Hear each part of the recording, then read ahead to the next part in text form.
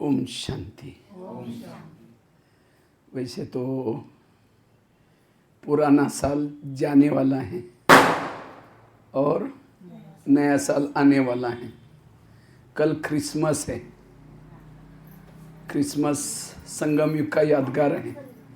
तीसरा बाबा का स्मृति दिन आने वाला है। अभी ये गीत सुन रहे थे, बाबा तुम्हारी शिक्षाएं सदा साथ रहेगी, तेरे प्रकाश की किरणें। ये जब ब्रह्मा बाबा जब अव्यक्त हुए थे तब ये गीत बने थे। तो जैसे जैसे नया साल आता है सबसे पहले हमें कौन याद आता है? ब्रह्मा बाबा। हमें कोई नया पुरुषार्थ नहीं करना है, हमें जो बाबा ने किया, मम्मा ने किया वही करना। दुनिया के शास्त्र इकट्ठे करो, ग्रंथ इकट्ठे करो, एक पहाड़ बन जाएगा, लेकिन उसे हुआ कुछ नहीं। अखिल परमात्मा ऊपर से आया और क्या बोला? बच्चे तुम आत्मा हो। बस इसी एक पाठ से पूरा सतयुग आ गया। तो हमें भी ब्रह्मा बाबा ने कर्मातीत बनने के लिए, आज ब्रह्मा बाबा की इतनी महिमा, कहाँ ब्रह्मा बाबा साधारणता से महान बने? तो बाबा ने किया, बाबा ने दो बातों का पुरुषार्थ किया। तो आज हम इसी टॉपिक के ऊपर चर्चा करेंगे, जो आपको इस आने वाले नए साल में क्या करना है। जो ज्ञान में जब से आए तब से नहीं किया, तब कोई 10 साल से, कोई 20 साल से, कोई 40 साल से चल रहे हैं, वो नहीं किया इतना सालों से, वो इस 2025 में आप कर सकेंगे अगर ये करेंगे तब। तो ये दो बातों का पुरुषार्थ आज हमें, विशेष ब्रह्मा बाबा का पुरुषार्थ। वास्तव में ब्रह्मा बाबा ने दो बातों का पुरुषार्थ किया। बाबा ने एक तो आत्मा समझने का पाठ पक्का किया, और दूसरा ब्रह्मा बाबा ने क्या बाबा ने रोज अपनी इंद्रियों का दरबार लगाया। ये दो बातों का पुरुषार्थ किया। लेकिन आज हमारा इन दो बातों के ऊपर ध्यान कम है, और इसलिए हमारा जो परिवर्तन चाहते हैं, जो उन्नति करना चाहते हैं, नहीं होती। इसलिए इस 2025 में ये दो बातों के ऊपर अंडरलाइन करना, एक तो आत्माभिमानी बनने का पुरुषार्थ, और दूसरा रोज अपने इंद्रियों का दरबार लगाओ। बाबा ने ये दो बातों से कर्मातीत बने, बाबा शिव बाबा के समान बने। तो हमें भी बाप समान बनने के लिए ये दो बातें करनी है। क्योंकि जब तक आत्मा का पाठ पक्का नहीं है, तब तक आपके अंदर देवताओं के संस्कार और देवताओं की संस्कृति नहीं आ सकती। जब तक आपका आत्मा का पाठ पक्का नहीं है, तब तक याद की यात्रा अच्छी नहीं होगी, तब तक कर्म योगी नहीं बन सकेंगे। जिसका याद का सब्जेक्ट अच्छा है, क्योंकि हम यहां ज्ञान में क्यों आते हैं? जैसे दुनिया में भक्ति करते, क्यों करते हैं? सुख और शांति के लिए। सुख और, लेकिन सुख और शांति का आधार क्या है? विकार पर जीत प्राप्त करना। जब तक वो व्यक्ति विकार पर जीत प्राप्त नहीं करे, क्योंकि हमारे दुखों का कारण क्या है? ये विकार, काम, क्रोध, ये दुखों का कारण है। परिस्थितियां दुखों का कारण नहीं, कोई व्यक्ति दुखों का कारण नहीं। दुखों का कारण क्या है? विकार। तो आज हम भी यहां ज्ञान में चल रहे, क्यों चल रहे हैं? इन विकार पर जीत प्राप्त करने के लिए। लेकिन हम सफल नहीं बन रहे। क्यों नहीं बन रहे? विकार आते कहां से? कान के द्वारा, मुख के द्वारा, आंखों के द्वारा, मन के द्वारा, बुद्धि के द्वारा आते। लेकिन ये इंद्रियां तो उसे मिली हैं। और जब इंद्रिय विकारों से मिलिए, आप एक संगम तो क्या और 2-3 संगम युग में भी पुरुषार्थ करेंगे, विकार पर जीत प्राप्त नहीं कर सकेंगे। क्योंकि बाबा कहते हैं सबसे बड़ा विकार है देहभान। देहभान सबसे बड़ा विकार है। देहभान विकारों का सरदार है, मुख्य है। इस मुखिया को मारो। काम बाद में आता है, क्रोध बाद में आता है, सारे विकार बाद में आते हैं। जैसे सीता के सामने जब रावण आता है, वो माचिस जला करके रखते, तिली जला करके रखती है, क्योंकि जब माचिस होगी तो रावण उसको टच भी नहीं करता, तिली है टच नहीं करता। इसी तरह हम तो कहाँ रहते हैं? रावण के राज्य में रहते हैं। तो रावण से बचने का आधार क्या है? आत्मा की तिली जला कर रख दो। राम रावण का युद्ध चलता है, राम रावण का एक सिर काटता है, फिर दूसरा काटता है, नहीं मरता। विभीषण आता है, उसके कान में 2-3 बातें सुनाता है, ये ऐसा नहीं मरेगा, नाभि में तीर लगाओ। और जब नाभि में तीर लगा, रावण क्या हो गया? मर गया। इसी तरह हम भी रावण को मारने में लगे, कोई 2 साल से, कोई 3 साल से, कोई 6 साल से, लेकिन नहीं मर रहा है। क्यों? हम क्या करें? उसके गले काट रहे हैं। कभी काम का गला काटते हैं, महीना 2 महीना 6 महीना कट जाता है, दोबारा जुड़ जाता है, फिर काटते हैं, फिर जुड़ जाता है। क्यों? हमने उसके नाभि में तीर नहीं लगाया। नाभि अर्थात देह भान। कोई भी मुरली उठाओ, बाबा क्या कहते बच्चे? आत्मा समझो। अभी भी मुझे लगता है कर्नाटक का ग्रुप आया था, बाबा ने कहा ड्रिल करो। कितनी बार ड्रिल हमने देखा, दादियों ने ये मुरलियां सुन करके कर्मातीत बनी। हम 17 कुएं खोदते हैं, पानी किसको भी नहीं लग रहा है। बिल्डिंग बनाते हैं, फाउंडेशन मजबूत डाला जाता है, जितना खर्चा ऊपर उतना क्या होता है? फाउंडेशन। जिसने उसमें कंजूसी की, आंधी तूफान आएगी, गिर जाएगी। इसी तरह हमारे तो 84 जन्म की बिल्डिंग बन गई। तो हमारा आत्माभिमानी का फाउंडेशन मजबूत चाहिए। हम आत्माभिमानी बने नहीं, सेवा करने में लगे, दूसरों को ज्ञान सुनाने में लगे, और बातों में लगे। जब आंधी तूफान आता है माया का, फेल हो जाते हैं, गिर जाते हैं, क्योंकि आत्मा का पाठ पक्का नहीं है। और लास्ट का यही लेसन होगा। अंत का लेसन कौन सा है?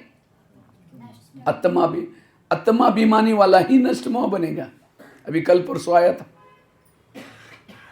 इसलिए इस आत्मा के लेसन में पक्का करना।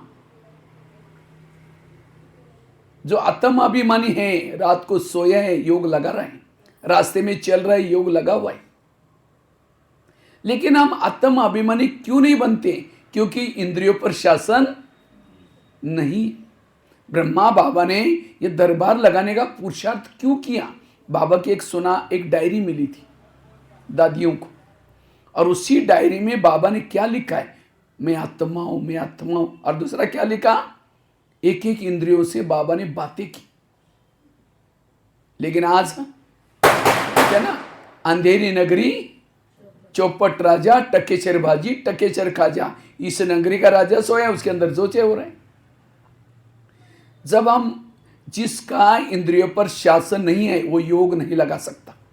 योग में बैठता है, शुरू करता है मैं आत्मा हूँ, शांत स्वरूप हूँ, फिर कहेगा मैंने क्यों बोला, फिर कहेगा छोड़ो कोई बात नहीं, मैं आत्मा हूँ, फिर कहेगा 15 दिन पहले भी तो बोला था, फिर कहेगा ठीक है मैं आत्मा हूँ शांत, फिर कहेगा सबके बीच में क्यों बोला। जिसका इंद्रियों पर शासन नहीं है, आपस में संस्कार नहीं बनते, खुद के संस्कार नहीं खत्म होते, सहन शक्ति नहीं आती। ये सहन करने का पुरुषार्थ नहीं, जिसका इंद्रियों पर शासन है, ये सहन शक्ति, सारे गुण आएंगे अपने आप। नौका पानी के ऊपर से जाएगी, क्या करेगी? पार कराएगी। नौका के अंदर पानी आएगा तो डुबा देगी। जो इंद्रियों को चलाता है पार हो जाता है, जिनको इंद्रियां चलाते हो डूब जाता है। आज दुनिया में जो क्राइम हो रहे, पढ़े लिखे लोग हैं, क्राइम हो रहे, क्यों हो रहे? हाथ पर कंट्रोल, इसलिए थप्पड़ मार दी, मुख में कंट्रोल नहीं, गाली दी, आंखों में कंट्रोल नहीं, गलत देख लिया, इसलिए क्राइम हो रहे। तो बाबा यहां करके क्या सिखाता हमको? इन इंद्रियों पर शासन करो। अगर हमारे इंद्रियों पर शासन नहीं है, बीके होने के बाद भी हम भी कभी गुस्सा करते हैं, अपमान करते हैं, कुछ गलत बोलते हैं।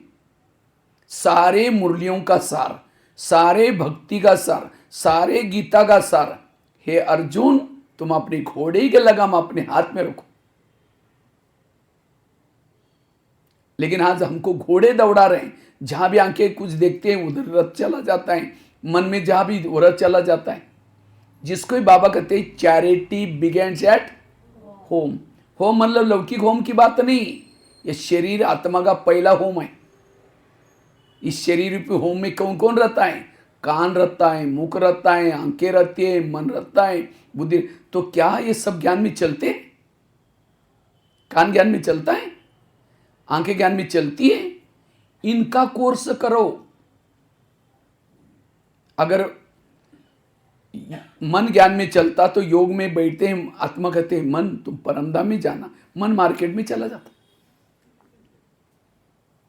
अगर वो ज्ञान में चलता तो कहां जाता? बाबा के पास जाता, बाबा को मिलने के लिए। मतलब वो अभी तक उनको भगवान आया है, सत्युग आने वाले मन का विश्वास, मन के ऊपर विश्वास नहीं है। आत्मा को विश्वास हुआ लेकिन मन को, इसलिए भटक रहा है। इसलिए 7 दिन का कोर्स मन को करो। अगर आंखें ज्ञान में चलती, योग में बैठते बंद हो जाती, और कोई मोबाइल में गलत चीजें बंद नहीं होती, टक टक करके रात को 12 भी बजे देखती रहती। इसका मतलब आंखें, अगर कान ज्ञान में चलता, कोई परचिंतन सुनाता, कहते नहीं मुझे परचिंतन नहीं सुना, मैं ज्ञान में चलता हूं। क्या बोलता है? और क्या हुआ? और क्या हुआ? उठ के जा रहे हैं, बैठो ना, चाय पानी पी के जाओ। प्रधानमंत्री दिल्ली में शांति में कब बैठेंगे? जब उसके पार्टी के हर व्यक्ति अपनी ड्यूटी एक्यूरेट करता है। एक ने थोड़ा गलत बोला, कितना बवाल हो जाता है। इसी तरह आत्मा शांति में तब भ्रुकुटी में बैठते हैं जब हर इंद्रिय अपनी ड्यूटी एक्यूरेट करते हैं, हर इंद्रिय श्रीमत प्रमाण चलते हैं, तब आत्मा को शांति मिलेगी, तब सुख मिलेगा। ज्ञान में होने के बाद भी दुखी है, क्योंकि इंद्रियों का सहयोग। ज्ञान में अकेले मत चलाओ, अपने इंद्रियों को ज्ञान में चलाओ। यह है ब्रह्मा बाबा का पुरुषार्थ। इसलिए बाबा का भी मैं वो गीत सुन रहा था योग में, निंदक को भी गले लगाया, अपकारी पर भी उपकार किया। क्यों? ये बाबा की इतनी, बाबा प्यारे कैसे बने? क्योंकि उन्होंने इंद्रियों पर संयम किया। लेकिन हम प्यारे क्यों नहीं है? हमारे बोल में वो ये नहीं है, किसी के अंदर मन में कुछ निगेटिव भरा हुआ है, इसलिए हमें कोई इतना प्यार नहीं करते। इसलिए स्वराज्य अधिकारी बनो। ये तो मराठी में कहावत है ना, आंधळ दळते आणि कुत्रा पीठ खाता। आंधा पीस रहा और कुत्ता बैठ कर गए। हम अमृत वेला कर रहे, योग कर रहे, सेवा कर रहे, और सारा दिन इंद्रिया क्या करते? गलत देखते, गलत सुनते, जमा कुछ भी नहीं। हमें लगता है हम इतने दिन ज्ञान में चल रहे हैं, जमा कुछ नहीं, क्योंकि जितना करते कान इंद्रिया खत्म होती। कृष्ण जब रथ में बैठता है, पहले घोड़ों को प्यार करता है, थपथपाता है। क्यों? घोड़े जाकर करके दुर्योधन के सामने गिर जाएंगे तो क्या हो जाएगी? पराजय हो जाएगी। इसी तरह हमें भी परम धाम से अमृत अलग करके जब शरीर में आते हैं, रथ में आते हैं, पहले अपने घोड़ों से प्यार करो। सबसे पहले प्यार करो कान से। जब नहाते धोते ना सवेरे, कान से प्यार करो, हे मेरे कान, तुम आज ऐसी कोई चीजें ना सुनना जो मेरी पराजय हो जाए। हे आंखें, तुमको ऐसी चीजें ना देखना जो मेरी पराजय हो जाए। हे मुख, तुमको ऐसी बातें ना बोलना जो मेरी पराजय हो जाए। हर इंद्रियों को आत्मा के प्रति रिगार्ड चाहिए, रिस्पेक्ट चाहिए, और तब जाकर के हमारे से भूले नहीं होगी, सबके हम प्रिय बन जाएंगे। इसलिए स्वराज्य अधिकारी बनना। आज कर्ण बहुत होशियार था महाभारत का, लेकिन कर्ण असफल क्यों बना? क्यों बना? उसके रथ ने उसको धोखा दे दिया। समय पर बराबर क्या हुआ? फंस गया, वो निकला नहीं। इसी तरह ज्ञान में बहुत होशियार हैं, लेकिन अगर कोई इंद्रिय धोखा दी, असफल हो जाएगी। आजकल मम्मी पापा इतना बिजी होते हैं, बच्चा कहाँ जाता है, किसको बोलता है, क्या क्या करता है, देखने का पूछने का टाइम ही नहीं। जब बच्चा गलत काम करता है, उनकी आंखें खुल जाते, बच्चे ने ऐसा गलत काम कैसे किया? अगर रोज उस बच्चे को पूछते, बेटा तुमने आज क्या क्या देखा, किसे मिला, क्या क्या किया, तो अपने आप बच्चा गलत काम करता नहीं। इसी तरह आज हम कभी अपनी इंद्रियों को कभी पूछते नहीं, यहाँ के तुमने आज सारा दिन क्या क्या देखा, हे मन तुमने आज क्या क्या सोचा, ये क्यों सोचा, क्या जरूरी था, ये श्रीमत है, तब जाकर के कभी हमारे से भूले। कई दिनों तक आंखें गलत देख रहे हैं, कान गलत सुन रहे हैं, और फिर जाकर के बड़ी सी घटना हो जाती है, विकार वार करता है। इसलिए रोज हमें स्वराज्य अधिकारी बनना, और जो संगम युग में स्वराज्य अधिकारी होगा वो भविष्य का राजा बनेगा।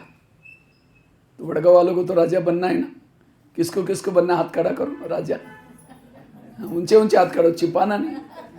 अच्छा, सभी को बनना है।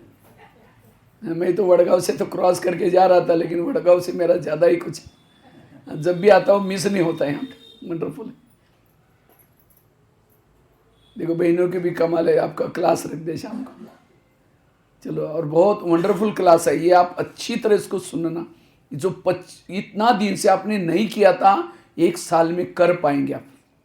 परिवर्तन, परिवर्तन का आधार अपने आप को बदलो। बदलो मतलब बैच पहन लिया, सफेद ड्रेस पहन लिया, मुरली सुन ली, ये तो ऊपर का परिवर्तन हो गया। ये परिवर्तन नहीं, अंदर का परिवर्तन। परिवर्तन से दुनिया बदलेगी। कई कहते सतयुग आएगा कब, कितना साल बाकी है। बाबा ने कहा कि संगम युग केवल 100 साल का होता है। अभी 88 साल तो पूरा हो गया, अभी 89 वाला चालू होने वाला, 10-11 साल तो हो गए, कुछ दिखता तो है ही नहीं।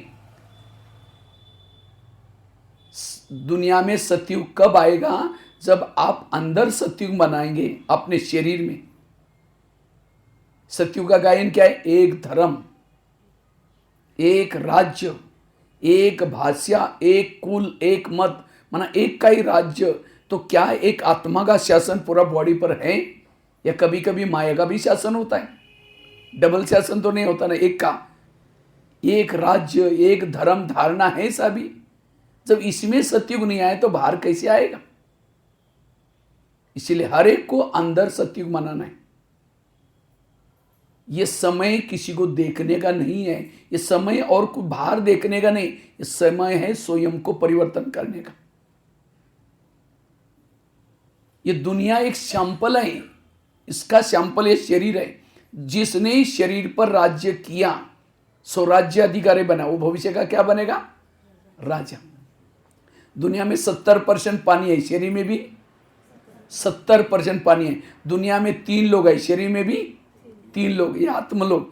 दुनिया 5 तत्वों की बनी है, शरीर भी 5 तत्व। दुनिया में 9.5 करोड़ लोग रहते हैं, शरीर में भी 9.5 करोड़ सेल्स है। ये दुनिया की सैंपल। और जिसने इस दुनिया को पर राज्य किया, वो अपने आप इस दुनिया पर, और जिसका इंद्रिय पर शासन रहेगा, हर इंद्रिया श्रीमत प्रमाण चलेगी, उसके बाद सहन शक्ति आएगी, धैर्यता आएगी, सत्यता आएगी, सारे वैल्यूज अपने आप आएंगे। वैल्यू क्यों नहीं है? क्योंकि इसके ऊपर शासन नहीं है। समझो प्रधानमंत्री को किसी ने गाली देने वाला पत्र लिखा, वो पत्र कहां जाता है? कहां जाता है? उसके पीए के पास जाता है। पीए पढ़ेगा, फिर कहेंगे क्या फालतू आदमी लिखता है, इतना अच्छा काम कर रहे हैं, फाड़ के फेंक देगा। माना उसका पीए हितैषी। तो हमें कोई गाली देता है, हमारा पीए कौन है? कान। तो कान क्या करता है? फटाफट आत्मा तक पहुंचा था, हमको गाली दी, गाली दी, गाली दी। फिर मन डिस्टर्ब हो गया, बुद्धि डिस्टर्ब हो गया, मुख डिस्टर्ब, सारी इंद्रिय डिस्टर्ब, धैर्यता खत्म, शांति खत्म, सब खत्म हो गया। और सवेरे की 4 पेज की मुरली सुनी थी, वो पीए नहीं पहुंचा था। आज बाबा ने ऐसे बोला, वो निकाल लेता है। मना कान आपका हितैषी, और जब इंद्रिय हितैषी नहीं है तो आप राजा कैसे बनेंगे? जैसे पाकिस्तान के बॉर्डर पर कोई सैनिक रहता है, देश की रक्षा करने के लिए रहता है, और कोई आतंकवादी आता है, कहता है 1000 की नोट की, 500 की नोट की बोरा लो, एक बोरा, और मुझे अंदर जाने दो। वो कहेगा अरे 1500 का बोरा तो कभी मैं जिंदगी में कितना भी सर्विस करूंगा तो भी नहीं मिलेगा भाई, 2 बोरा दो और अंदर जाओ। वो कितने लोगों को मारेगा? इसीलिए वो सैनिक को नोट प्रेमी नहीं, क्या बनने की जरूरत है? देश प्रेमी। इसी तरह आज हमारी आत्मा की रक्षा करने के लिए देश प्रेमी कौन कौन है? रक्षा करने वाले। कान किसी लिए रखा है? देश प्रेम कर रक्षा करने के लिए। आंखें किसी लिए? हमारी आत्मा की रक्षा करने के लिए। मुख किसी लिए? आत्मा की रक्षा। मन किसी लिए? आत्मा। लेकिन रक्षक ही भक्षक बने, और इसीलिए आत्मा की हालत गंभीर है। जैसे पहले जमाने में राजा एक किले में रहते थे और किले के कई दरवाजे रहते थे। कोई भी अंदर जाता था उसकी पूछताछ होती थी, कहाँ जा रहे, क्यों जा रहे। इसी तरह ये शरीर में हमारा एक फोर्ट है, एक किला है। कई बाहर किले देखने के लिए जाते हैं ना, तो असली किले तो हम कौन है? हमारा शरीर बहुत पुराना किला है, राजा का किला। इस किले के कई दरवाजे, कान मुंह का, लेकिन दरवाजे में कोई रोकने टोकने वाला। इसीलिए आत्मा की हालत गंभीर है। इसलिए स्वराज्य अधिकारी बनना। जिसे भारत में अंग्रेज घुसे थे, कैसे घुसे थे? कैसे घुसे थे? भारत में नवाबों का शासन था। बंगाल का नवाब, बिहार का नवाब, सूरत का नवाब। अंग्रेज आए और किसके साथ दोस्ती की? नवाबों के साथ दोस्ती करते करते दिल्ली के ऊपर अटैक किया, और भारत क्या हो गया? गुलाम हो गया। इसी तरह ये शरीर में हमारा एक इंडिया है, और इस इंडिया की राजधानी कहाँ है? यहाँ बुरकुटी में राजा रहता है यहाँ। और इस शरीर रूपी इंडिया में कई नवाब है। कौन से? कान मुख आंखें, ये कौन है? नवाब। तो माया रूपी अंग्रेज आते हैं, दोस्ती किसे करते हैं? इन नवाबों के साथ। कान के साथ दोस्ती कर ली, मुख के साथ दोस्ती कर ली, आंखों के साथ दोस्ती कर ली, मन के साथ दोस्ती कर ली, फिर आत्मा के ऊपर। आत्मा अकेला रह गया, फिर आत्मा के वशीभूत हो जाता है। तो हमारा पुरुषार्थ और कुछ नहीं है। जो अंग्रेज घुसे, विकार घुसे, उनको भगाना। और उसको भगाने का आधार क्या है? स्वराज्य अधिकारी बने। भारत में अंग्रेज घुसे थे, उनको भगाए कैसे? कैसे भगाए? जगह जगह पर सभा ली। जालियनवाला बाग, एक पंजाब में एक बगीचा है बहुत बड़ा, अभी मैं कुछ साल पहले देख के आया था। उसका चारों तरफ से बंद है, और एक ही दरवाजा था अंदर जाने के लिए, और एक बीच में कुआं भी था उस बगीचे में। तो वहाँ कुछ मीटिंग चल रही थी भारत की कुछ विशेष लोगों की। तो अंग्रेज लोगों को पता चला, तो क्या किया उन्होंने? घुस करके हमारे खिलाफ ये कुछ न करे, इसलिए वही लोगों को मारने का सोचा, और वहाँ खड़े होकर के गोलियां झाड़ना शुरू कर दी। काफ़ी लोग तो कुएं में गिर गए, काफ़ी लोग मारे भी गए। और ये सब घटना से क्या हो गया? भारत की जनता के अंदर लगा कि ये अंग्रेज हमारी सुख सुविधा के लिए नहीं है, हमें लूटने के लिए आए। फिर नमक का सत्याग्रह, दांडी यात्रा। मुझे लगता है अखबार तब से चालू किया भारत में। पहले अखबार नहीं चलते थे, और पूना में पहला केसरी पेपर चालू हुआ था मराठी में, लोकमान्य तिलक ने चालू किया था। फिर गणपति का त्योहार, पहले गणपति का त्योहार नहीं होता था, लेकिन त्योहार के बहाने लोग क्या हो जाएंगे? इकट्ठे हो जाएंगे और स्वतंत्रता की चर्चा करेंगे। ये चालू किया, और तब जाकर के जनता को पता चला अंग्रेज हमें लूट रहे हैं। तब जाकर के जनता जागृत हुई, और सभी ने नारा लगाए, क्या? अंग्रेजों go back, Simon go back, Bharat छोड़ो। कई बार तो कई नारे भी बनाए थे, वंदे मातरम। और वंदे मातरम तो उनको तो हिंदी आती नहीं थी, बोलने नहीं देते थे वो लोग। उनको लगता है कि वंदे मातरम मतलब हमको बांधो और मारो। तब जाकर के जनता ने क्या किया अंग्रेज लोगों को? तो हमारी जनता कौन है? कान मुंह आंखें, ये हमारी कौन है? तो हमारी जब तक ये जनता के अंदर विकारों के प्रति नफरत नहीं आएगी, तब तक माया जीत नहीं बन सकती। और उसके लिए हमें रोज दरबार लगाना पड़ेगा। ब्रह्मा बाबा दरबार क्यों लगाते थे? क्योंकि बाबा ने किसको जगाया? उन्होंने अपनी जनता को जागृत किया। लेकिन हम कभी ये करते ही नहीं। हम चाहते हैं, लेकिन तो भी नहीं करते, क्यों? टाइम ही नहीं निकालते। और यही हमारा सही पुरुषार्थ। कितना भी आप योग लगाओ, कुछ ही करो, अगर ये उसे मिले हैं, आप इंद्रिय पर शासन नहीं कर सकते।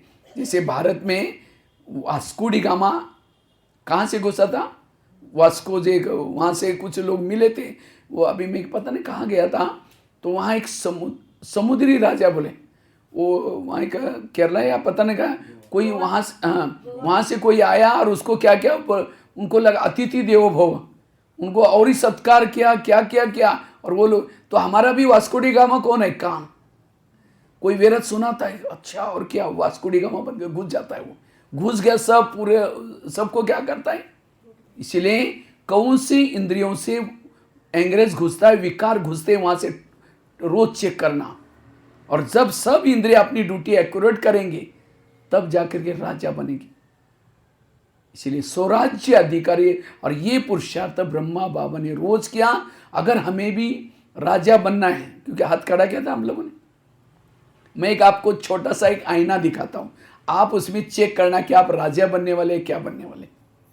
समझो कोई ज्ञान में चलता है, धन से सेवा नहीं करता, ज्ञान भी दूसरों को नहीं सुनाता, इंद्रियों के भी अधीन है,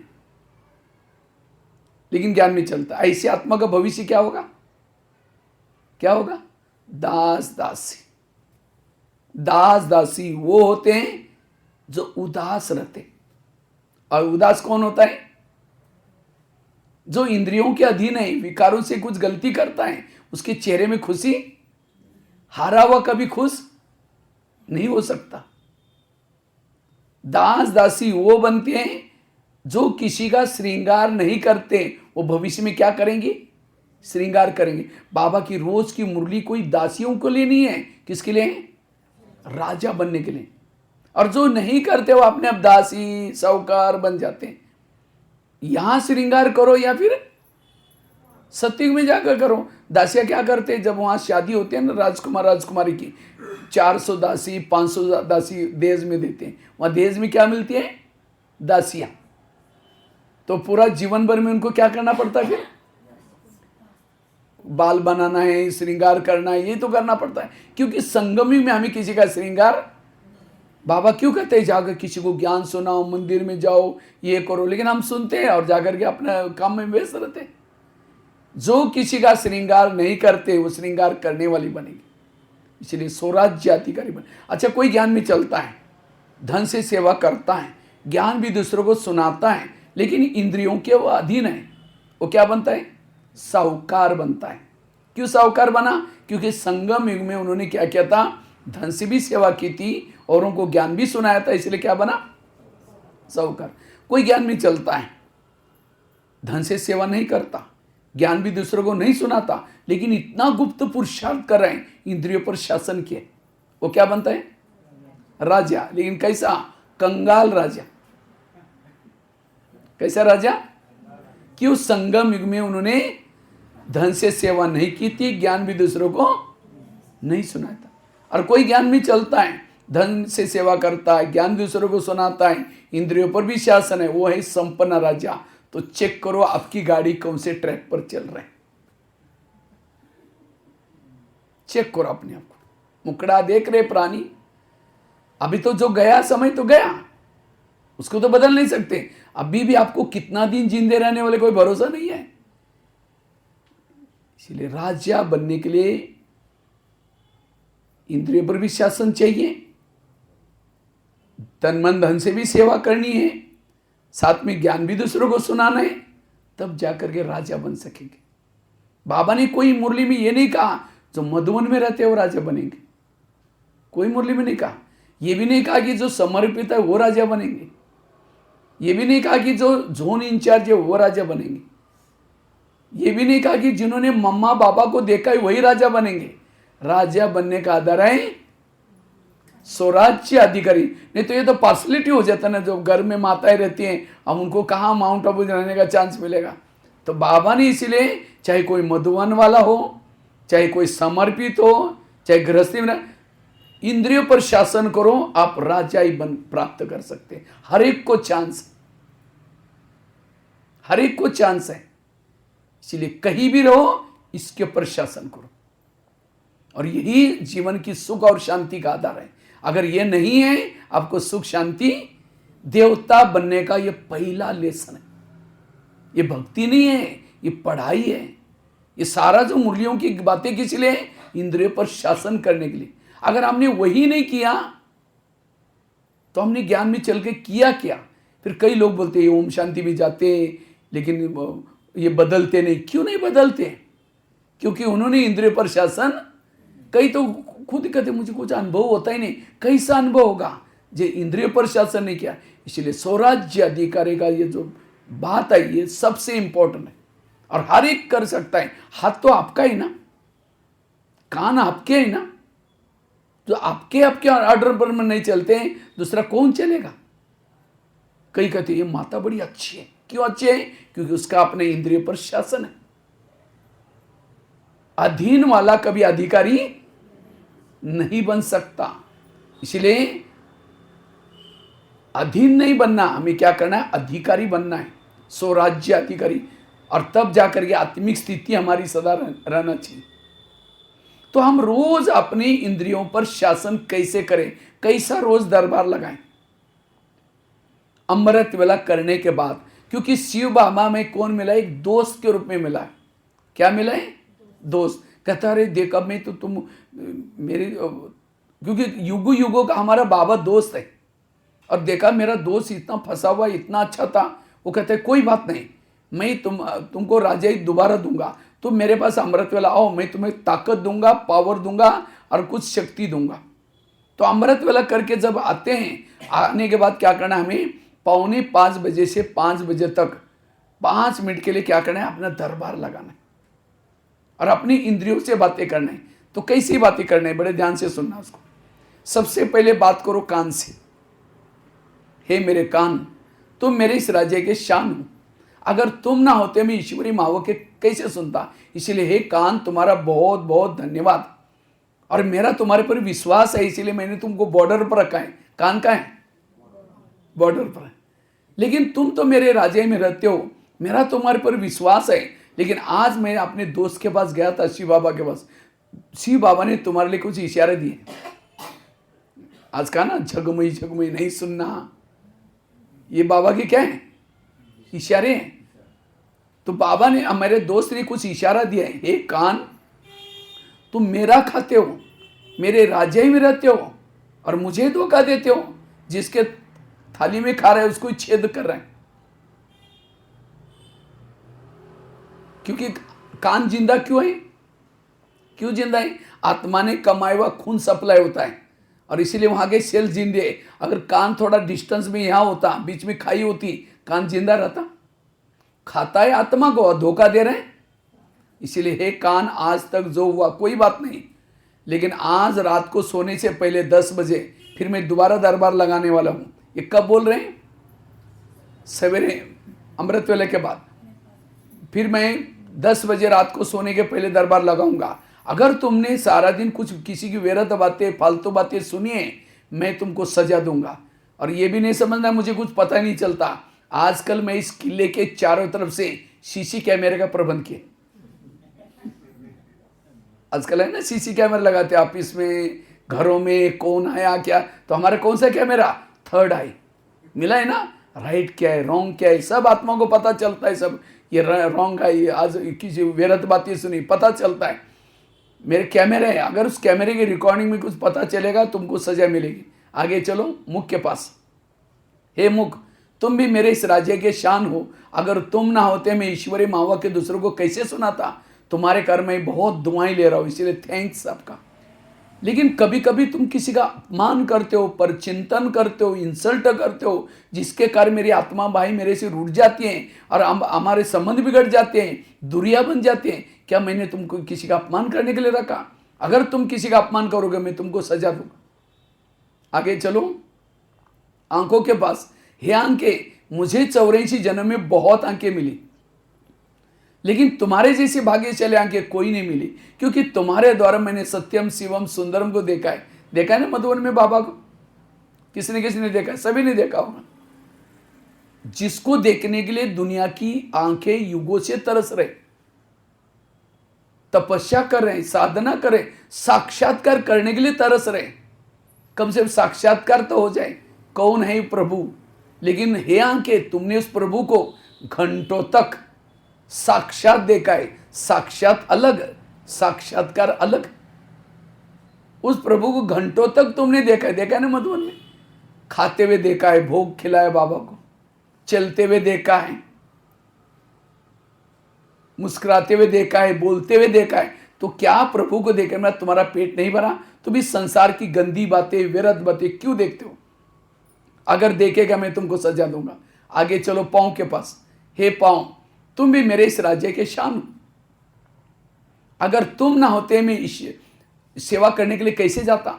सेवा की मुख ने भाषण किया, आदि दुआ किसको मिली? पांव को। हाथ ने कर्मना सेवा की, आदि दुआ किसको मिली? पांव को। क्यों? पांव क्या करता है? घुटने के ऊपर पूरा बॉडी को उठा के लेके आता है। पूरा बॉडी को किसने लाया? इसीलिए कोई भी व्यक्ति घर में आता है उसके चरण छूते हैं। चरण में कोई आत्मा नहीं है, फिर क्यों छूते हैं? क्योंकि उस व्यक्ति को किसने लाया? चरण ने। लेकिन कभी कभी हे चरण, तुम किसी का परचिंतन करने के लिए लेके जाते हो, परचिंतन किया मुख ने, आधा पाप किसके ऊपर चढ़ा? पांव के ऊपर। परचिंतन सुना कान ने, आधा पाप किसके ऊपर चढ़ा? पांव के ऊपर। फिल्म देखी आंखों ने, आधा पाप किसके ऊपर चढ़ा? अगर पांव कहता नहीं नहीं मैं फिल्म देख लेंगे नहीं जाऊंगा, तुम आंखें कहेंगे तुम नहीं जाएगा, मेरा काम रुकेगा, मैं जा रही हूं, आंखें निकल के जाएगी। अगर परचिंतन सुनने के लिए करने के लिए मुख कहता है तुम चलो, तो पाँव कहता है नहीं नहीं मैं नहीं जाऊंगा, तो मुख कहता है ठीक है तुम नहीं आएगा, मेरा काम रुकेगा, मैं जा रहा हूं, मुख अकेला जाएगा। तो सारी इंद्रियां मिली हुई आत्मा के विपरीत। अगर हर इंद्रियों के अंदर आत्मा के प्रति रिगार्ड रहेगा, नहीं मेरे आत्मा के लिए, मेरे राजा के लिए अच्छी बातें नहीं, मैं नहीं जाऊंगा, ये है हम कहते बेईमान। तो हमारी कितनी इंद्रिया बेईमानी का काम कर रहे हैं, इसको ठीक करो। आज कई माता कहते मेरे बच्चे मानते ही नहीं है। क्यों नहीं मानते? जिसकी इंद्रियां नहीं मानती उसका कौन मानेगा? इसको ठीक करो, घर अच्छा चलेगा, सब कुछ अच्छा चलेगा। अगर बाहर प्रॉब्लम आ रहे हैं, प्रॉब्लम यहां है, इसको ठीक करो, सब कुछ ठीक हो जाएगा। ये है स्वयं के। कई कहते मेरे संस्कार ही नहीं बदलते। क्यों नहीं बदलते? क्योंकि इंद्रिया ज्ञान में नहीं चलती। जब इंद्रिया ज्ञान में चलेगी, संस्कार बदलेंगे, योग लगेगा, गुण और शक्ति आएगी। हमारी सारी समस्या की जड़ें इंद्रियों की अधीनता। यह है सो परिवर्तन, और ये बाबा ने पुरुषार्थ किया। लेकिन आज हम इसके तरफ ध्यान, अंधेरी नगरी, चौपट राजा, टकेसर बाजी, टकेसर खाजा। इस नगरी का राजा स्वयं, उसके अंदर जोचे हो रहे। इसलिए स्वराज्य अधिकारी बनना, और तब आत्मा राजा अलर्ट रहेगा, एक्टिव रहेगा, अशरीरी स्थिति रहेगी, बीजरूप स्थिति रहेगी। क्योंकि गलत देखेंगे नहीं, सब ज्ञान में चलेंगे, कितना चाहे। लेकिन इंद्रिया क्यों आत्मा के अगेंस्ट में जाती है? जैसे हम जब मधुबन में रहते थे तो उस समय दादी जब थी, प्रकाश मणि दादी जब भी कहीं बाहर जाती थी मधुबन के, तो सीधा नहीं जाती थी, क्लास में बोलेगी मैं कुछ दिन के लिए बाहर जा रही हूँ, मेरा कुछ प्रोग्राम से, आज सभी निवासियों को मैं मिलूंगी। तो जो भी वहाँ रहने वालों को सबको कहती थी शाम को या सवेरे क्लास में आना। तो शाम को जब आती थी, हर डिपार्टमेंट वालों की बहुत महिमा करती थी। देखो ये किचन वाले कितनी बिजी रहते, बहुत आप लोगों के कारण देखो कितना अच्छा, सब खुश होके जाते। पहरे वालों की, जो भी आवास निवास वालों, सबकी महिमा करती थी। सबको टोली खिला करके प्यार करके देखो यज्ञ आप लोगों का है, आप एक एक ईंट अगर मजबूत है यज्ञ में कुछ भी नहीं होगा। सबको प्यार कर। जब दादी जाने के बाद सब अलर्ट होते थे, देखो दादी ने हमको हमारी महिमा किया ये, तो इसीलिए एकदम सब एक्यूरेट काम चलता था। ये है राजे की निशानी। इसी तरह आज हमारी ये कान, मुंह, कान, कितना 24 घंटा, अगर दिल में थोड़ी सी झुटका भी लिया, थोड़ा बंद हो जाएगा, आपको राम नाम सत्य हो जाएगा। लेकिन कभी दिल को प्यार किया आप लोगों ने? कभी मुरली सुनने के बाद कभी कान को प्यार किया? ये कान, थैंक यू, तुम कितने अच्छे, तुम्हारे द्वारा मैंने बातें सुनी, बहुत बहुत धन्यवाद। आंखों को कभी प्यार किया? इसीलिए इंद्रिया कहते हैं हम 24 घंटा इसकी मेहनत कर रहे हैं, कभी हमको पूछता ही नहीं। लंदन फोन कर रहा है, दूसरों को फोन कर रहा है, हमसे बातें नहीं करता। कितने वंडरफुल जो घर में है, इसे प्यार ये। इसीलिए सारी इंद्रिया क्या करते हैं? विपरीत चलती है। कहते देखते कैसे राजा बनता है, हम देखते हैं, हम ये करेंगे। इसलिए जैसे लॉकडाउन में क्या कहा, घर में रहो तो सेफ रहेगी, बाहर जाऊंगे तो क्या हो जाएगा, कोरोना। तो इसी तरह संगम में लॉकडाउन है, अंदर बैठो, इसको ठीक करो, बस इसको ठीक करो, सब कुछ दुनिया बदल जाएगी। लेकिन आज हमारा इसके तरफ ध्यान, योग लगा रहे, सब कुछ करे, लेकिन इसीलिए स्वराज्य अधिकारी का पुरुषार्थ। आगे चलो मन के पास। है मन, तुम भी मेरे इस राज्य के शान हो। अगर तुम ना होते मैं ईश्वरी महाव के दूसरों को कैसे सुना, उनका चिंतन मंथन कैसे करता। लेकिन कभी कभी तुम व्यर्थों का भी चिंतन करते हो। अगर करेगा मैं तुमको सजा दूंगा। आगे चलो बुद्धि के पास। हे बुद्धि, मैंने सभी इंद्रियों में से चुन करके तुमको मंत्री बनाया। बुद्धि कौन है? कौन सा मंत्री? गृह मंत्री है। पूरा घर का जो सारा कारोबार किसके पास है? बुद्धि के पास। क्यों? समझो मन में विचार है, मुझे फिल्म देखने के लिए जाना है, तो मन की फाइल कहां जाती है? बुद्धि के पास। बुद्धि कहते हैं हाँ ठीक है जाओ। जाओ बोलते ही पांव चले गए, आंखें चली गई, कान चले, सारी इंद्रियां चली गई। क्योंकि बुद्धि ने क्या किया? तो आज तक मेरे जीवन में जो भी पाप हुआ, जो भी गलत काम हुआ, साइन किसके है? बुद्धि से। तो एकांत में बैठ करके कभी बुद्धि से बात करो। हे बुद्धि, मैंने सभी इंद्रियों में से चुन करके तुमको क्या बनाया? मंत्री बनाया। और मुझे लगा कि तुम मेरा कारोबार बहुत अच्छा चलाएगा, लेकिन तुमने कोई ऐसे गलत निर्णय लिया, मेरी पूरी राजाई गंवा दी और मुझे रावण के जेल में डाल दिया। क्या यही मैंने मंत्री बन करके तुम्हारा फायदा कर दे मेरा? इसलिए आज तक जो हुआ कोई बात नहीं, मैं माफ करता हूं, लेकिन आज तुम्हें जो भी निर्णय लेना है श्रीमत के आधार से, अगर कोई विपरीत निर्णय लेगा, रात को सोने से पहले मैं तुमको सजा दूंगा। यह है राजा बनने का पुरुषार्थ। तो हाथ खड़ा किया था, इतना ध्यान है? हाँ, राजा बनने वाले हम हैं, तो ध्यान है इतना? ये पुरुषार्थ इस साल करो। इससे आपके अंदर परिवर्तन आएगा। नहीं तो जैसे वो कौन सा एक राजा था, कोई बाहर से आया था, कितनी दुनिया को जीतने के लिए जा रहा था, लेकिन स्वयं से हार गया। इसीलिए हम आए हैं राजा बनने के लिए और स्वयं से हार गए, तो इसीलिए स्वराज्य अधिकारी बनो। स्वराज्य अधिकारी से विश्व राज्य अधिकारी बनेंगे। बहुत सेवा होगी आपसे।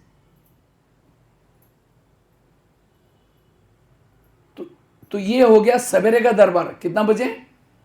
अमृत वेला। फिर रात को सोने के पहले फिर दरबार लगा दो। कितना बजे?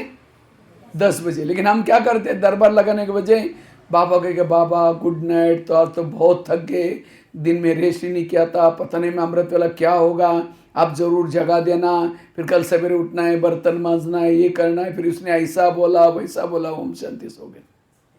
ना दरबार लगाया, ना कोई सजा दी, ना भाई कल जैसा हुआ वैसा फिर वही।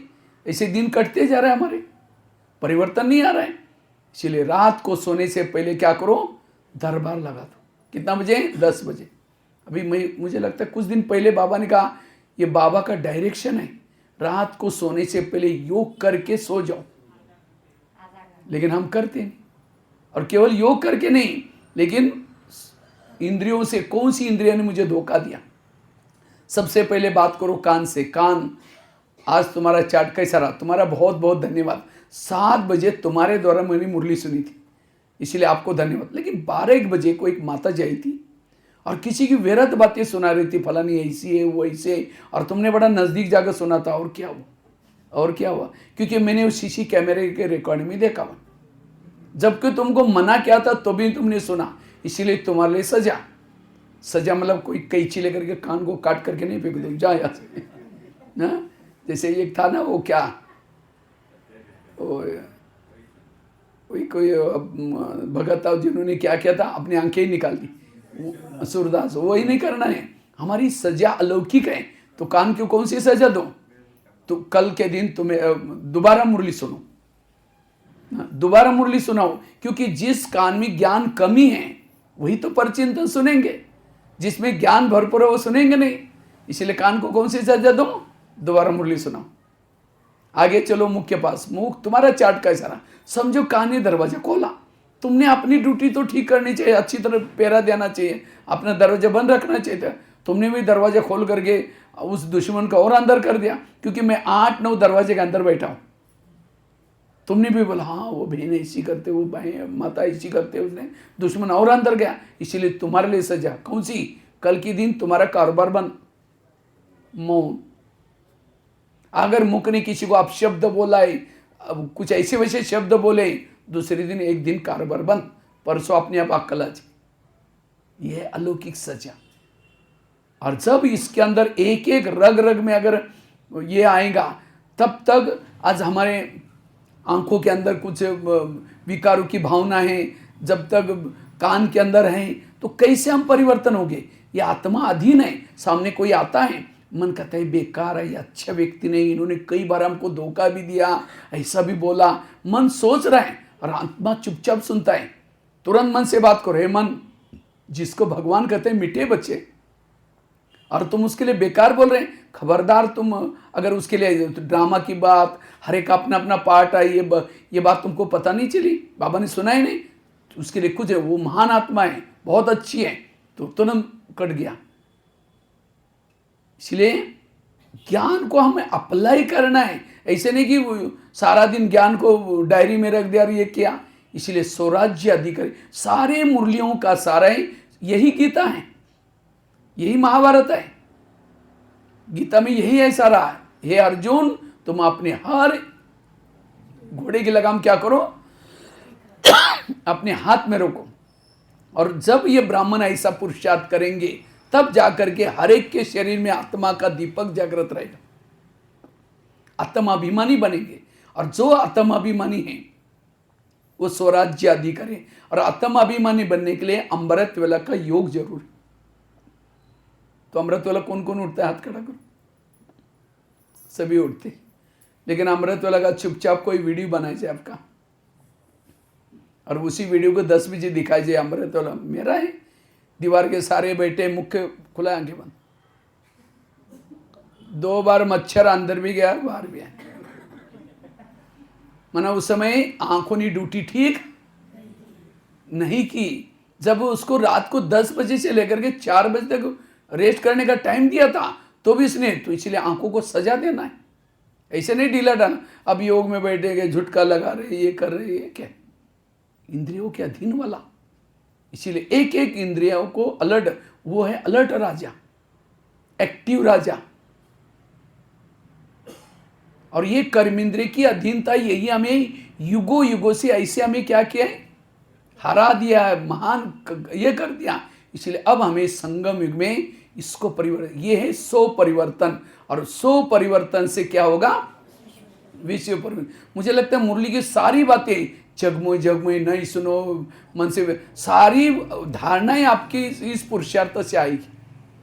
ऐसे आप बाप समान बन सकेंगे।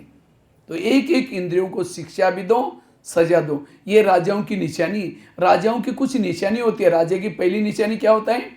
राजा जिस शहर में रहता है सब उसका कहना मानते हैं। अगर राजा के विपरीत से कोई जाता है, राजा उसको सजा देता है। दूसरी राजा की निशानी क्या है? राजा के घर से कोई खाली, तो आप लोगों ने हाथ खड़ा किया था, हम राजा बनने वाले हैं, तो आप इतना दान करते हैं। दान मतलब कोई धन का दान की बात नहीं। अब कोई बाजू में कोई घंटी बजा रहे हैं, देवी आओ मुझे दर्शन दो, एक शब्द भी उसको कभी नहीं सुना है बाबा का। कंजूस देवी, कंजूस है, कंजूस राजा। अब कई ट्रेन से समझो यहाँ से कहीं हुबली जा रहे, बाजू में कोई बैठा, एक शब्द भी नहीं सुना है उसको, कंजूस है। दान के संस्कार है वो राजा है। जो दान नहीं करता वो राजा नहीं है।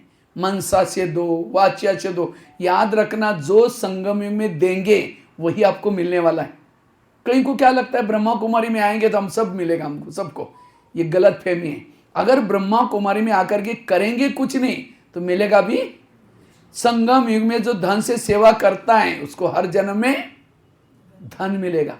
कितना क्या वो महत्व का नहीं है, लेकिन जितना भी किया आपके पास उसी बड़े स्नेह से और प्यार से। जो तन से सेवा करता है उसका तन तंदुरुस्त होता है।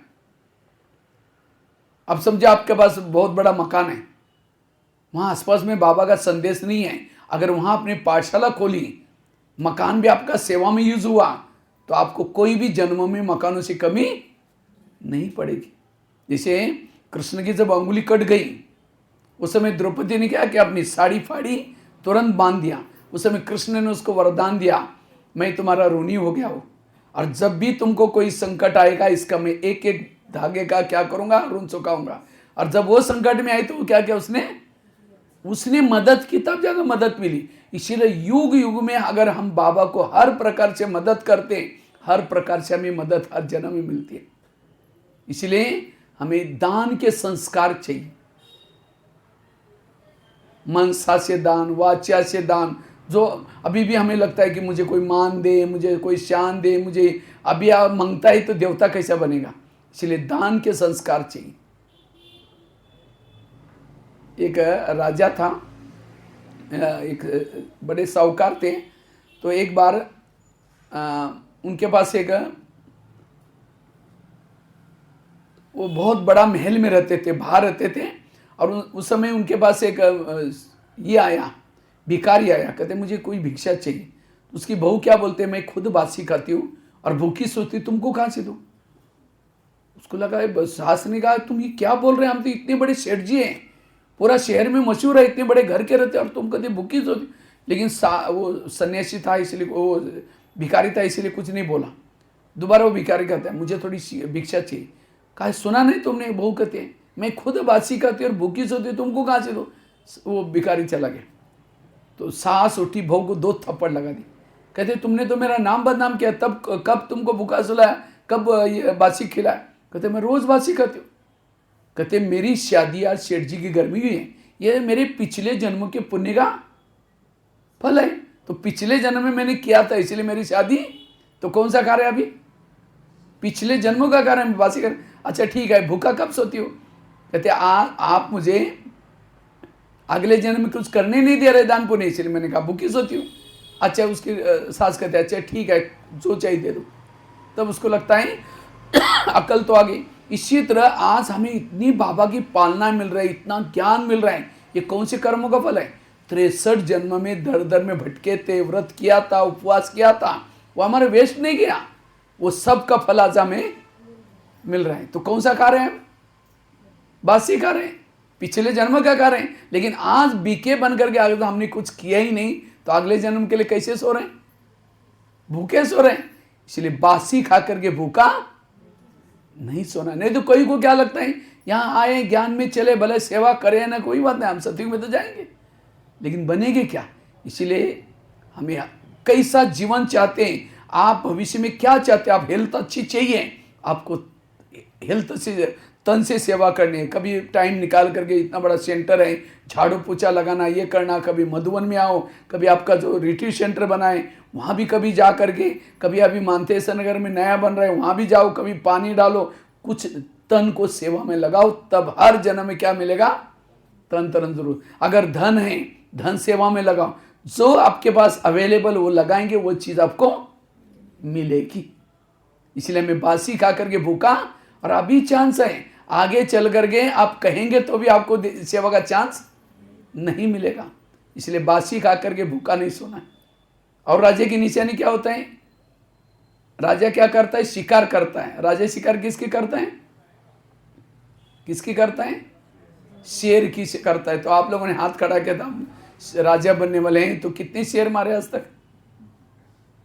शेर मतलब जंगल वाला शेर नहीं, और वैसे तो बेलगाम तो जंगल में है। मैं ट्रेन से आ रहा था, कहाँ मेरे को लोंडान, कहाँ पता नहीं कहाँ का, खानापुर, पूरा चारों तरफ से जंगल ही जंगल है। हाँ? तो वो जंगल वाला शेर की बात नहीं, कौन सा है, कोई अज्ञानी आत्मा को क्या बनाओ, ज्ञानी बनाओ, ये है शेर की शिकार करना। तो आज तक आप लोगों ने राजा बनने के लिए हाथ खड़ा किया था, आज तक आपने कितने लोगों को पक्का बीके बनाया, वो हाथ खड़ा करो, किसने किसने बनाया। हाँ बस एक जन लग रहे हैं, बाकी शिकार नहीं किया किसी। अब शिकार ही नहीं करे, आपका प्रजा ही नहीं हो गए तो राजा किसके ऊपर करेंगे। इसका मतलब फाइनल हो गया कि राजा बनने वाले हैं, तो कम से कम इस साल में महीने में एक को बीके जरूर बनाओ। एक महीने में एक करेंगे तो 12 महीने के कितना हो जाएंगे, 12। बहनों को फिर बड़ा मकान बनाना पड़ेगा।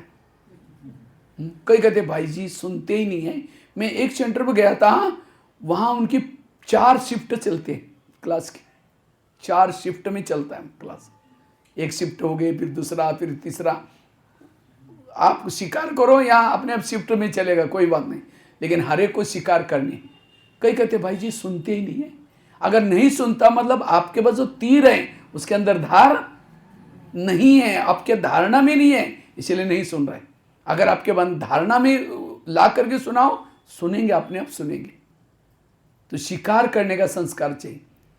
और राजा शिकार ये नहीं कि चुआमा को मार करके, पहले वो शिकार करके आते थे, हम गांव में देखते थे, कोई घोरपड़ भी मारा ना तो क्या करते थे, वो खद्दे पर लटका करके वो ढोली वो बजा करके, हम सोचे कि क्या मार के है, घोरपड़ मार के है, चलो वो थोड़ा, लेकिन हमें तो वो घोरपड़ मारने वाला सरपंच बनेगा, राजा नहीं बनेगा। हाँ, शेर की शिकार करो, किसकी? ऐसा नहीं कि 2-4 दिन के बाद मरने वाले बूढ़े को ज्ञान सुना है, बड़ा खुश हो गया, मैं एक शिकार की, वो चुआ भी ली हो गया। शेर मतलब कोई विशेष व्यक्ति को वो लाने के बाद और 4-5 आ जाए। अगर नहीं सुनते तो कम से कम जाली में तो फंसाओ। ये सेंटर क्या बनाए, जगह जगह पर क्या बनाए, जाली, तो कम से कम मीठा मीठा बोल करके यहाँ तक लाओ, बाकी मारने का काम बहनें कर ही देगी। आपका काम है यहाँ तक बहनों के पास पहुंचाना। और मुझे तो शिकार करने का बड़ा शौक है। देखो मधुबन में इतना बड़ा कारोबार रहता है, तो भी बीच में समय निकाल करके पूरा भारत में और नेपाल में, ये 2 देशों में तो मैं बहुत जाता रहता, और एक टूर में करीबन 20-25 शिकार तो हो ही जाते।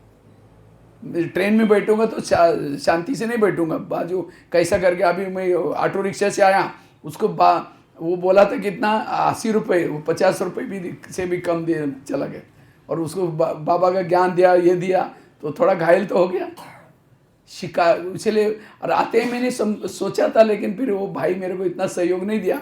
मैंने कहा ये बच्चे तो यहाँ चिल्ला रहे हैं, तो जा करके उनको सुनाओ। वो बोला भाई मैं तो नहीं जाऊँगा, ये दूसरे भाई यहाँ सेवा करते हैं, मैं नहीं हूँ। मैं बोला चलो छोड़ो, मेरा तो संकल्प तो पूरा हो गया, मैंने तो संकल्प। तो इतना भले हम ट्रैवलिंग करके आते हैं, ये सेवा करने का कितना 12,000 कॉलेज में गए होंगे पूरा भारत में, 12,000 कॉलेज में। अब कितने टीचरों को, कितने क्या क्या, कितनी सेवा हो गई। एक स्कूल में कितने बच्चे बैठे थे, 1100-1200 जेलों में। बाबा की कमाल है। और मैं खुद ही पढ़ाई किया 5 क्लास सिर्फ, लेकिन सुनाने का, अंदर सेवा करने का शौक चाहिए। और कहाँ मैं गांव में रहता था, फटा हुआ कुर्ता पहन करके लास्ट में आकर के विटा में बैठता था पाठशाला में, तो कभी बहनें आती थी, कहते थे भी गरीब बच्चा है बेचारा, रोज़ आता है, पता नहीं सत्युग में आएगा नहीं आएगा, ये कभी किसी से बात भी नहीं करता। लेकिन अंदर से अंदर मैंने आत्मा का पाठ रोज़ दरबार लगाने का, और उसी से कहाँ पहुँचाया बाबा ने। तो ये बातें हमने खुद की, तब वाणी में हमको कोई 2 शब्द बोलने में नहीं आता था, लेकिन पुरुषार्थ किया। बहन जी ने तो, मैं बहन जी को एक बार, बहन जी मुझे मधुबन में जाना है, कहा कि तुम गरीब बच्चा जाकर करोगे क्या, तुम्हारे पास सीधा कपड़े भी नहीं है। मेरे पास कपड़े भी नहीं थे, तो एक भाई ने मुझे कपड़े दे दिया, टिकट भी बना करके दे दिया, 80-90 रुपये लगता था उस समय मधुबन जाने के लिए, और चला गया। और रहते रहते देखो बाबा ने क्या से क्या बनाया। पुरुषार्थ करे, हर एक को संभव है, गरीब को भी संभव है। ऐसे नहीं कि वो कोई अमीर, हम तो अमीर तो, मैंने कभी जब ज्ञान में चलते थे 300 रुपये भंडारे में डाले थे बस एक बार, 300 रुपये, उसे ज़्यादा डाले नहीं। लेकिन अब देखो कितना जगह पर जाते हैं, ला करके देते हैं, और भले उस समय नहीं डाला था, लेकिन अब कितना सारे सेवा करते हैं। हर एक को समझ, लेकिन अंदर से क्या चाहिए, लगन चाहिए, कर सकते हैं। इसलिए स्वीकार करने का संस्कार चाहिए। तो अगले साल जब आएंगे तो देखेंगे, हाँ, शिकार करना, मधुबन में लेके आना, महीने में 1 को बिके। लेकिन याद रखना, शेर की शिकार बड़ी सावधानी से की जाती है, नहीं तो कई बार पेपर में आता है कोई शिकार करने के लिए गया था, शेर ने उसको फाड़ के रख दिया। गया था शिकार करने के लिए, शेर ने उसको। इसीलिए कई ज्ञान सुनाने के लिए जाते हैं। आजकल हम ब्रह्मा कुमारी जाते हैं, अब चलो, अच्छा आप भी फंस गए क्या, वहाँ बाहर का खाना नहीं खाते हैं, ब्रह्मचर्य का पालन करते हैं, और फैशन नहीं करते, ये कोई लाइफ है क्या। इसीलिए याद है, अरे खाओ पियो ये सब कुछ चलता है, ये क्या है। ओम शांति कल खुद ही आना बंद कर दिया। गया था शिकार करने के लिए, शेर ने उसको फाड़ के रख दिया। इसीलिए शिकार करने के लिए क्या लेके जाते हैं, ढाल, तलवार, कई चीजें लेके जाते हैं। आपको भी बाबा ने कितने सारे हथियार दिए हैं, आपको भी ढाल लेके जाना है, ज्ञान की तलवार कई। और जब कोई नहीं सुनता तो क्या कहो, ये हमारे कुल का नहीं, कुल का नहीं, कुल का नहीं करके अपने आप वापिस लेके, अपने आप बचा के लेके आओ। इसलिए शिकार करने का संस्कार चाहिए। और लास्ट की एक बात मैं सुना करके, क्योंकि टाइम हो गया। राजा बनने के लिए आम बनो, नारियल मत बनो। फलों का राजा किसको बोलते हैं, क्यों आम को क्यों बोलते हैं, बोलना चाहिए नारियल को, लेकिन किसको बोला, क्यों क्यों, हाँ, स्वीट तो उससे भी ज्यादा, चीकू कितना स्वीट होता है। क्यों उसको राजा क्यों बोलते हैं? क्योंकि आम के साथ सबका प्यार ज़्यादा होता है। जब आम का सीजन आता है ना, आम लोग मुंह में चूसते रहेंगे, निकालते रहेंगे, चूसते रहेंगे। वो गुठली खत्म भी हो तो छोड़ेंगे नहीं, चूसते रहेंगे। अब सूखा नारियल लेकर चूसो, 32 दांत है वो भी टूटेगा, मिलेगा कुछ भी। इसी तरह आपको भी राजा बनने के लिए प्यारा बनना है। कोई भी आपको कई बीके को देखते हैं ना, लोग देखते हैं तो रास्ता काट लेते हैं, कई चक्कर में ना डाले। और इसका मतलब आपका अपने इंद्रियों पर संयम नहीं है, इसीलिए लोग आपको। अब दादियाँ जब वहाँ से निकलती हैं डायमंड हॉल से, कितना लोग देखने के लिए तरसते, कितना देखते हैं ना। क्यों? उनका इंद्रियों पर संयम है, इसलिए सबके प्यारे बने। इसलिए सबके प्यारे बनो तब राजा बने। और आम को फलों का राजा क्यों बोलते हैं? जब थक जाता है, कौन से पेड़ के नीचे जाकर सोता है? आम के नीचे। आम के नीचे सोने से उसके थकान मिट जाएंगी, रिफ्रेश हो जाएगा। अगर कोई नारियल के नीचे जाकर सोएगा तो छाया तो छोड़ो, और नारियल टूट करके सिर भी तोड़ दे। इसी तरह आपके संपर्क में कोई आता है तो कई क्या करते हैं, यहाँ की उल्टी सुल्टी बात सुनाई। यहाँ भी जो पैसे देते ना उसको आगे करते, फलन बहन जी ऐसे वो ऐसे आया था छाया लेने के लिए, और ही परेशान, दिमाग खराब करके गया। यहाँ की कभी हमें किसी को बुराई, सबको छाया दो, सबको प्रसन्न करके। नहीं तो कईयों के संपर्क में कोई बीके का कोई आता है तो और परेशान होके जाता है। ऐसा नहीं, वो अगर वो है तो राजा कभी बनने वाला नहीं है। और फलों का राजा आम को क्यों बोलते हैं? आम की गुठली सख्त होती है अंदर से, और ऊपर कैसा होता है? नरम होता है। और नारियल अंदर से ऊपर से कैसा होता है? उसका कवच कितना कड़क होता है और अंदर से नरम होता है। जो ऊपर से निर्माण है, नम्रचित है, वो राजा। और अंदर से अपने नियम संयम के लिए कड़क बनो। हम क्या करते हैं? दूसरे के लिए कड़क बनते हैं। मैं ऐसे करो, ये करो, वो करो, खुद कुछ नहीं करेंगे। लोग कहेंगे हाँ जी जरूर कहेंगे, जरूर। आप पीछे मुझे हमको बता आप कैसे जाओ। पंडित मत बनो, आचार्य बनो। ब्रह्मा बाबा करते थे, बाद में कहते थे। पहले खुद करो, बाद में कहो। अगर खुद के अंदर वो धारणा में नहीं है, आचार्य बनो, आचरण में लाओ, तब जाकर के आपकी वाणी में, आपके इसमें हर चीजों में बल आएगा, ताकत आएगी। और फलों का राजा आम को क्यों बोलते हैं? आम जब फल लगता है झुकता है, नारियल क्या होता है? ऊपर जाता है। और इसीलिए नारियल को तोड़ते हैं भगवान को प्रसन्न करने के लिए। क्यों तोड़ते हैं? नारियल जो रियल ने उसको तोड़ो। आज हमारे अंदर जो काम, क्रोध, गलत संस्कार, उसको तोड़ो, तब जाकर के क्या बनेंगे? बाबा प्रसन्न हो जाएगा। वैसे तो आत्मा का प्रतीक है नारियल। आत्मा का कलर कैसा होता है? केसरी। और नारियल का कलर लगभग केसरी। आत्मा के अंदर 3 शक्ति है, मन बुद्धि संस्कार। नारियल को भी 3 होल होते। और नारियल को क्यों रखते नहीं मूर्ति के सामने? उसको तोड़ेंगे, पानी डालेंगे, खोबरा रखेंगे, कहेंगे भगवान प्रसन्न हो गया। इसी तरह हमने क्या किया? अपने आत्मा रूपी नारियल को लाकर शिव जी के सामने रखा हुआ है, तोड़ा ही नहीं। अंदर ओरिजिनल संस्कार बाहर नहीं आए, बाबा प्रसन्न नहीं होगा। केवल बाबा का बनने से बाबा प्रसन्न नहीं होगा, अंदर के जो ओरिजिनल शांत स्वरूप, आनंद स्वरूप, शक्ति स्वरूप जो संस्कार है उसको बाहर निकालो। इसलिए 2025 में अपना नारियल तोड़ना है। और नारियल को जब उद्घाटन करते, जब डालते हैं, एक धक से टूट रहा तो कहते हैं हाँ मुहूर्त तो शुभ है। 5 बार मारा, टूटा ही नहीं, इसका मतलब मुहूर्त ठीक नहीं है। इसी तरह आप बहुत दिनों से ज्ञान में चल रहे हैं, लेकिन ओरिजिनल संस्कार आपके